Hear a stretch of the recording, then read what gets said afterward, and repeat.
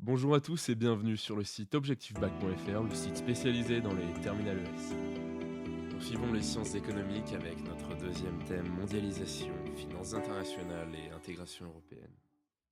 Chapitre 1. Quels sont les fondements du commerce international et de l'internationalisation de la production? Les grandes évolutions du commerce international, une forte progression. Au XXe siècle, après s'être effondré pendant les deux guerres mondiales et la crise des années 30, le commerce international connaît un essor remarquable à partir de 1945, avec un taux de croissance nettement plus rapide que celui de la production mondiale. Après la Seconde Guerre mondiale, de plus en plus de pays se sont efforcés de faire progresser le libre-échange et les accords commerciaux ont largement contribué à cette expansion. Même si la croissance économique, les progrès des moyens de communication, l'abaissement des coûts de transport y ont joué un rôle significatif, y compris depuis 1945 dans l'expression de cette progression.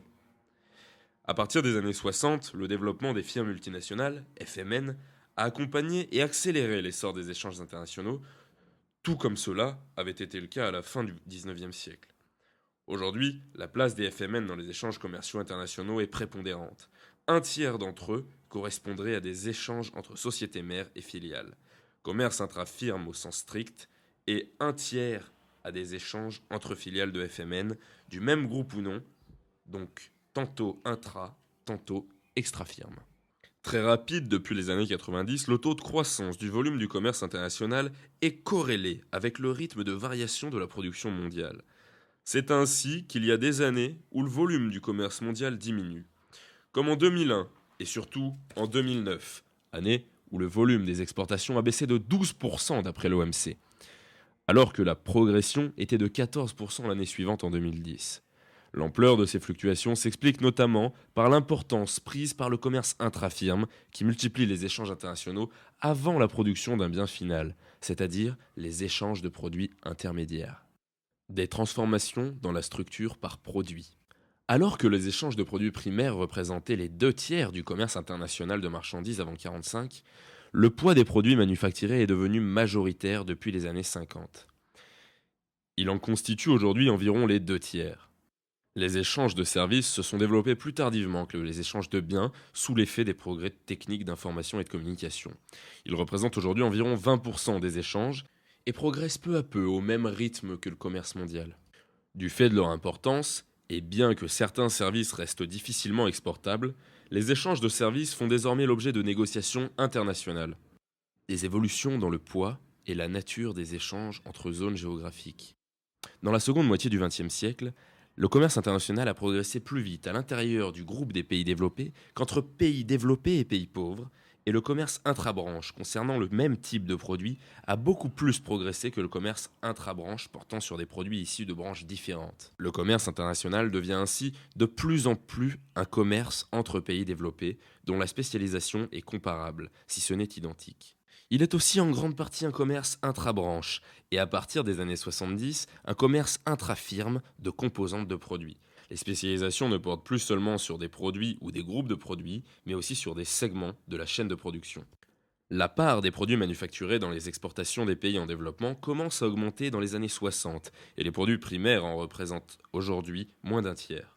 Si tous les pays en développement ne sont pas concernés par ces évolutions, et si nombre d'entre eux restent à l'écart du commerce international, l'émergence d'anciens pays pauvres aujourd'hui spécialisés dans des activités industrielles a toutefois infirmé l'hypothèse selon laquelle une spécialisation dans des produits primaires serait une fatalité.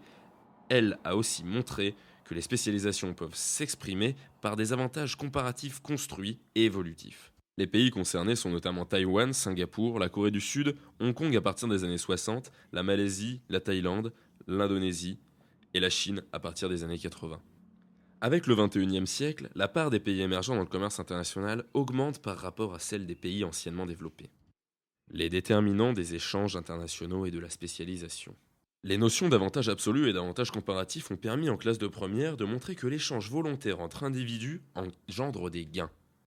Il a également été souligné que l'existence d'un gain à l'échange pouvait s'accompagner d'une répartition inégalitaire de ce gain.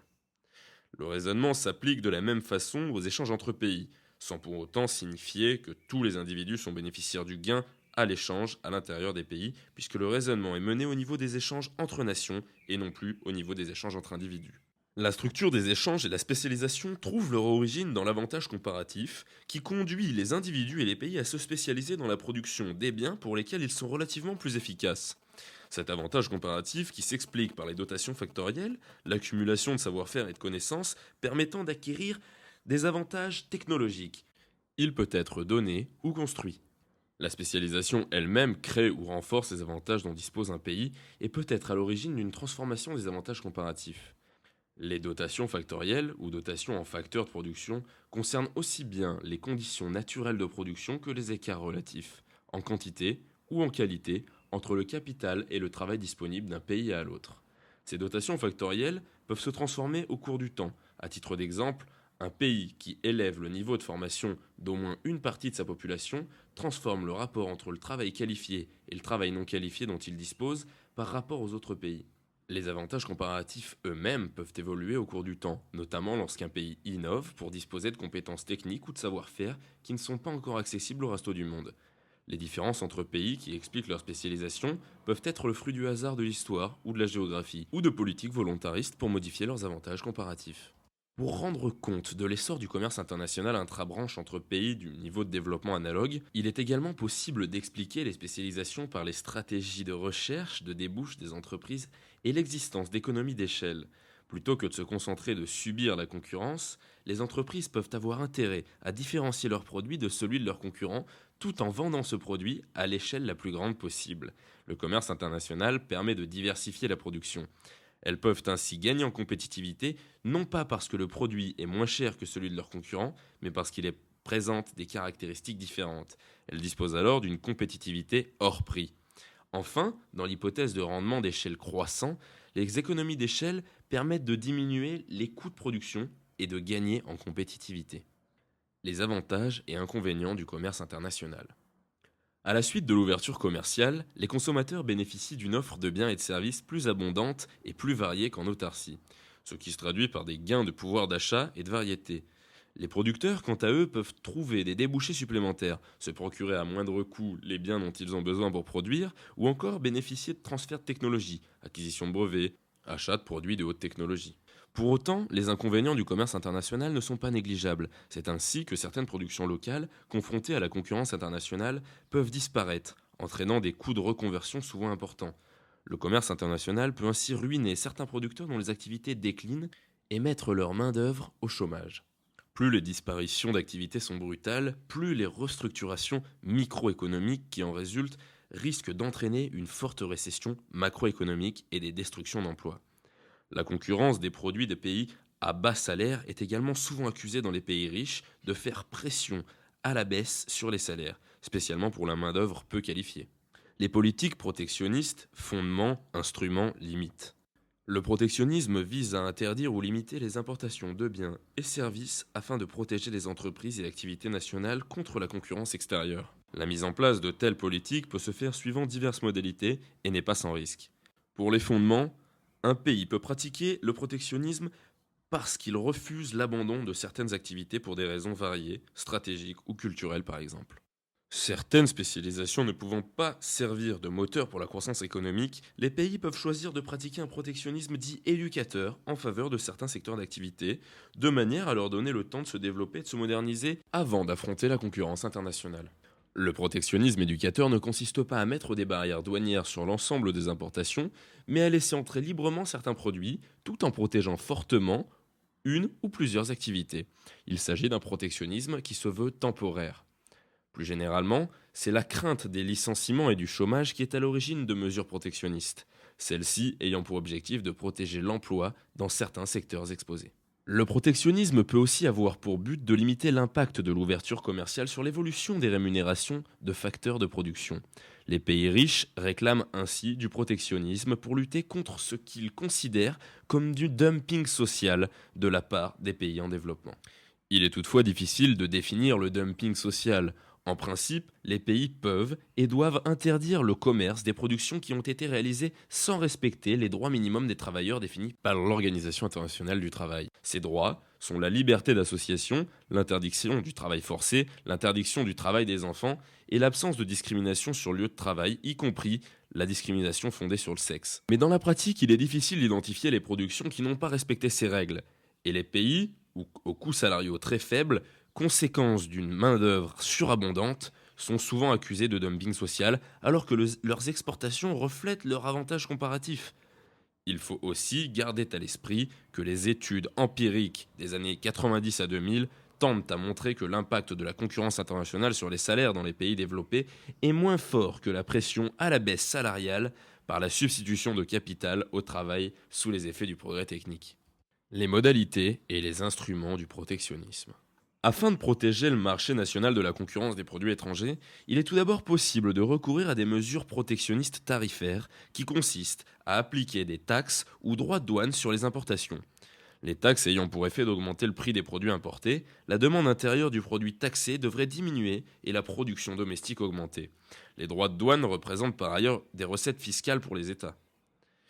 Des mesures quantitatives non tarifaires peuvent également être utilisées.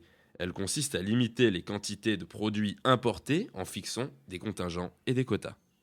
Les normes de différentes natures, techniques et sanitaires notamment, peuvent constituer d'autres moyens de protéger le marché intérieur de la concurrence étrangère. Il convient cependant d'insister sur le fait que les normes techniques ne sont pas par nature protectionnistes. La fixation de telles normes par l'État est légitime dans la perspective de la protection du consommateur. Seules les normes qui seraient discriminatoires à l'égard de l'offre étrangère peuvent être considérées comme protectionnistes.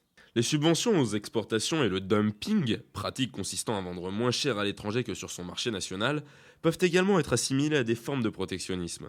Il en est de même de la sous-évaluation de la monnaie nationale qui augmente la compétitivité prix des produits exportés. Les risques du protectionnisme. Protéger trop systématiquement les produits nationaux contre la concurrence internationale présente tout d'abord le risque de faire bénéficier, en priorité, les activités et entreprises locales les moins efficaces des mesures protectionnistes, au détriment des gains de productivité et de la croissance. Le prix des produits sera plus élevé, au détriment du pouvoir d'achat des consommateurs. Plus globalement, les risques de mesures de rétorsion ne sont pas négligeables, ainsi que ceux liés à l'appauvrissement des autres pays, puisque ce sont les exportations qui sont freinées. Parallèlement à la baisse des importations engendrées par les mesures protectionnistes, ce sont donc les exportations qui risquent de diminuer et l'on peut de plus craindre les effets cumulatifs récessifs au niveau mondial. En revanche, si les pays essayent d'encourager leurs entreprises à exporter, ils peuvent espérer que la croissance proviendra à la fois des économies d'échelle obtenues en vendant sur les marchés internationaux et des efforts d'innovation réalisés pour gagner des parts de marché internationales. Les stratégies exportatrices doivent toutefois être acceptées par les partenaires internationaux pour éviter qu'elles ne déclenchent des mesures de rétorsion pénalisant les débouchés que le commerce international apporte aux exportateurs. Les pratiques d'aide directe aux exportateurs sont donc désormais interdites par les autorités de régulation du commerce international car elles sont assimilables à du protectionnisme et pourraient déclencher des mesures de représailles commerciales à l'échelle internationale compte tenu de l'ampleur prise par les échanges internationaux. La généralisation du protectionnisme ferait s'effondrer les débouchés internationaux des entreprises dans des proportions supérieures à celles qu'elles leur apporteraient à l'échelle locale. Par ailleurs, dans les pays où la concurrence des pays à faible coût salariaux risque de faire baisser les salaires de la main-d'œuvre peu qualifiée, plutôt que de barrières protectionnistes qui privent les pays à bas salaire d'exportations favorables à leur développement, l'ouverture internationale qui engendre des gains pourrait être accompagnée d'une politique redistributive compensant la baisse des salaires, ce qui permettrait également à la population des pays concernés de bénéficier d'importations bon marché. La mondialisation de la production, ampleur du phénomène.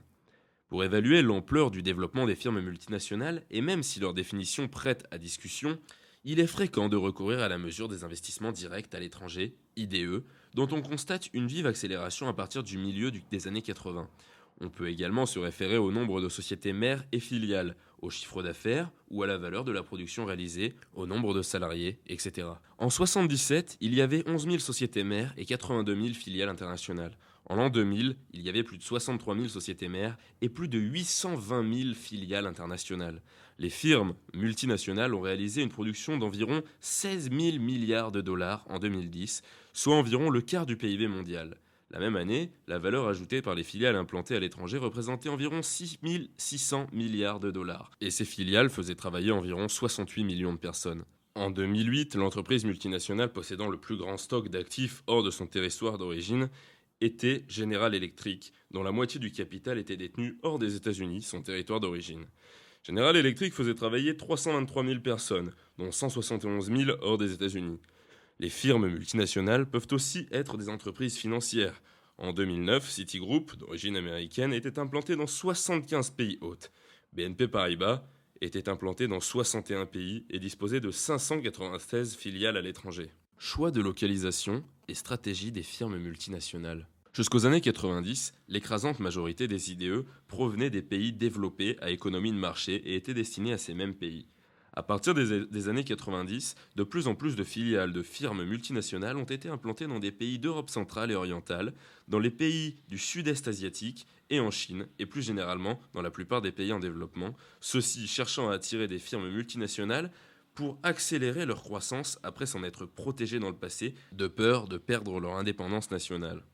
L'installation durable des filiales de FMN dans certains pays comme la Chine, le Brésil, voire l'Inde, a contribué à l'accélération de la croissance de ces pays, ce qui leur a fourni la possibilité de devenir à leur tour les pays d'origine de gigantesques firmes multinationales. Puis les années 2000 et surtout depuis la crise de 2008, la domination des firmes originaires de pays développés devient moins exclusive qu'elle n'a été.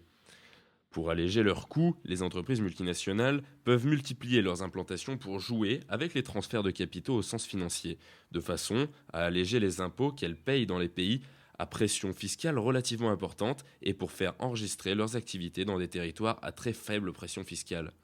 Les entreprises multinationales peuvent aussi jouer avec les prix de transfert, c'est-à-dire les prix auxquels leurs filiales se facturent entre elles les échanges intra-firmes, qui sont le plus souvent différents des prix de marché, pour faire apparaître les bénéfices comptables là où la fiscalité est la plus avantageuse. Les firmes peuvent réaliser des IDE verticaux, dits de délocalisation, lorsqu'elles s'efforcent d'alléger leurs coûts grâce à une division internationale des processus de production.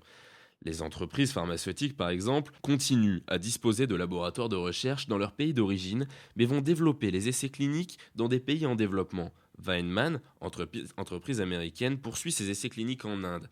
Sanofi Aventis, entreprise française, a des laboratoires en Tunisie.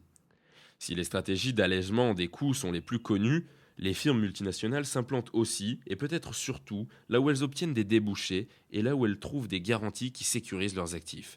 Une main-d'œuvre aux compétences diversifiées, des infrastructures de transport et de communication efficaces, les entreprises cherchent à s'implanter à proximité des consommateurs pour mieux connaître et conquérir de marchés locaux. De même, lorsque les coûts de transport restent élevés, par exemple pour la production automobile, les entreprises ont intérêt à aller s'implanter là où elles écouleront la production. Commerce entre firmes et commerce intra-firmes. Une entreprise qui souhaite faire des échanges commerciaux avec une entreprise étrangère peut choisir d'échanger des capitaux avec l'entreprise partenaire et créer ainsi une entreprise transnationale au lieu de n'avoir que des relations marchandes avec sa partenaire. C'est l'importance des coûts de transaction du commerce entre firmes qui explique que les deux entreprises se regroupent en une firme transnationale. Ainsi qu'il a été vu en classe de première, le choix d'une forme d'échange externalisée ou internalisée n'est pas irréversible et, à l'échelle internationale comme à l'extérieur des pays, il y a en permanence des mouvements de fusion-acquisition et de scission-externalisation. Conséquences sur les pays d'accueil. Une firme multinationale peut atteindre une telle taille qu'elle peut exercer des pressions sur les États des territoires où elle s'implante. Si le déploiement de firmes multinationales peut avoir un caractère déstabilisant, c'est que l'élargissement géographique des implantations potentielles augmente les possibilités de transférer rapidement des filiales d'un pays à un autre lorsque l'intensité capitalistique de l'activité est faible ou lorsque les investissements sont assez facilement récupérables. Le nomadisme d'une entreprise peut alors engendrer une compétition entre les territoires d'accueil sous forme d'allègements fiscaux ou de versements de subventions et aides diverses. C'est ce phénomène qui pèse alors sur le budget de l'État, réduit d'autant ses possibilités d'améliorer les équipements de son territoire ou le bien-être social de sa population et, à terme, ne lui permet pas d'attirer des entreprises stables intéressées par la qualité de ses facteurs de production ou les débouchés de son marché national. Le Mexique pourrait être un exemple de pays ayant utilisé les allègements fiscaux pour attirer les maquiladoras à capitaux états-uniens très volatiles, qui ne parvient pas à lever les ressources fiscales capables d'engendrer un véritable développement. Plus généralement, les stratégies fiscales d'implantation des entreprises sont à l'origine d'un manque à gagner fiscal pour certains pays. L'essentiel des conséquences de l'implantation des firmes multinationales est toutefois favorable à la croissance des pays d'accueil. Il existe une corrélation positive entre l'implantation des FMN et le taux de croissance. C'est ce qu'a montré le CNUSED en étudiant la relation entre le taux de croissance du PIB, le taux d'investissement, le taux d'IDE entrant par rapport au PIB et le niveau d'éducation. Il y a en effet une interaction entre les deux phénomènes, croissance et entrée d'IDE, sans que le lien de causalité puisse être réduit en un seul sens. Les FMN créent des activités et apportent des technologies nouvelles favorables à la croissance. Et réciproquement, elles sont attirées par des taux de croissance élevés, promesses de débouchés et de conditions de production efficaces. En ce qui concerne les emplois, les effets de l'implantation des firmes multinationales sont variés. Il y a des destructions d'emplois à cause de la disparition des entreprises locales, concurrencées ou absorbées par la firme multinationale. Mais il y a des créations d'emplois dues au fait de l'activité qu'elles développent. Les salaires peuvent être plus élevés dans la firme multinationale qui s'implante que dans les entreprises locales, ce qui augmente le pouvoir d'achat général, mais accroît les disparités, et peut engendrer des tensions sociales. L'augmentation de la demande qui résulte de l'augmentation des salaires peut engendrer un cercle vertueux de croissance favorable aux créations d'emplois. Ce chapitre est maintenant terminé. Je vous invite à vous rendre sur le site www.objectif-bac.fr pour aborder ensemble le prochain chapitre, comment s'opère le financement de l'économie mondiale. Au revoir et à bientôt.